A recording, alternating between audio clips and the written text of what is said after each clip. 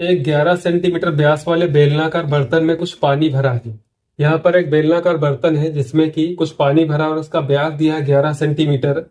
यदि 5.5 सेंटीमीटर भुजा वाला एक घनाकार ठोस पूरी तरह पानी में डुबो दिया जाए तो बर्तन में पानी की सतह कितनी ऊपर उठ जाएगी। यह बताना है कि यदि इस 11 सेंटीमीटर व्यास वाले बेलनाकार बर्तन में कुछ पानी भरा है और इसमें 5.5 सेंटीमीटर भुजा वाला एक घनाकार ठोस पानी में पूरी तरह डुबो दिया जाए तो जो पानी उठेगा उस उठे हुए पानी की ऊंचाई ज्ञात करनी है।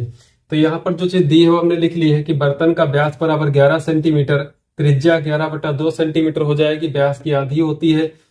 चूंकि घन की भुजा 5.5 सेंटीमीटर दी है तो घन का आयतन सूत्र होता है भुजा क्यूब, यानी कि 5.5 का क्यूब हो जाएगा सेंटीमीटर क्यूब। अब आयतन क्यों निकाला? क्योंकि कोई भी बर्तन में यदि आप कोई ठोस डुबोते हैं या कोई भी ठोस अपने आयतन के बराबर पानी जो है हटाता है, जैसे इस बेलनाकार बर्तन में यदि घनाकार ठोस है 5.5 सेंटीमीटर भुजा का डुबोया जाएगा तो जितना पानी का आयतन ऊपर उठेगा वो इसके आयतन के बराबर होगा। चूंकि यहाँ पर ऊंचाई ज्ञात करनी है तो माना बर्तन में ऊपर उठे पानी की ऊंचाई h है, इसके बाद तब ऊपर उठे पानी का आयतन जो होगा वो घन के आयतन के बराबर होगा। दोनों के आयतन हमेशा समान होंगे।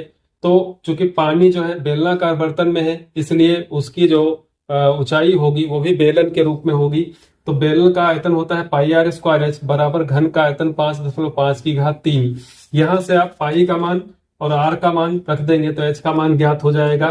तो यहाँ से या तो आप लिख लें कि एच बराबर 5.5, चूंकि 3 घन है इसलिए 3 बार इसको 5.5 गुणे में कर लेंगे और यहाँ पे बटे में जो आएगा पाई और आर स्क्वायर, तो पाई आर स्क्वायर हो जाएगा बटे में। पाई का मान 22/7 ऊपर जाएगा तो 5.5 गुणे 5.5 गुणे 5.5 3 बार लिखेंगे।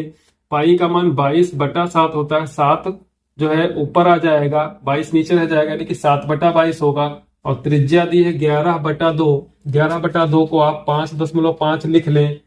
चूंकि 5.5 यहाँ पर है इसलिए कट जाएगा तो 11/2 यानी कि 5.5। आर स्क्वायर है इसलिए 2 बार इसको लिख लेंगे 5.5।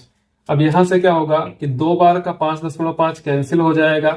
इसके बाद ये 5.5 गुणे 7 और बटे में क्या है 22 है, तो इसको आप कर लीजिए 5.5 गुणे 7/22 अलग लिख लेते हैं, ज्यादा समझ में आएगा। अब यहां से क्या करते हैं, दशमलव हटाते हैं तो नीचे 0 बढ़ाना होगा, तो दशमलव हटा करके यहाँ पर गुणे में 10 कर देते हैं तो ये 55 और ये 22, 11 से काट देंगे, 11 दूनी 22, 11 पचे 55। 5 से यदि इसको काटते हैं तो 5 एकम 5 दूनी 10। अब यहां से बचता है अंश में 7 और हर में बचता है 2 दूनी 4, 7/4 सेंटीमीटर। यदि हम 7 को 4 से भाग कराते हैं तो आ जाता है 1.75 सेंटीमीटर। तो जो इस बर्तन में पानी की ऊंचाई होगी वो 1.7 सेंटीमीटर ऊंचाई ऊपर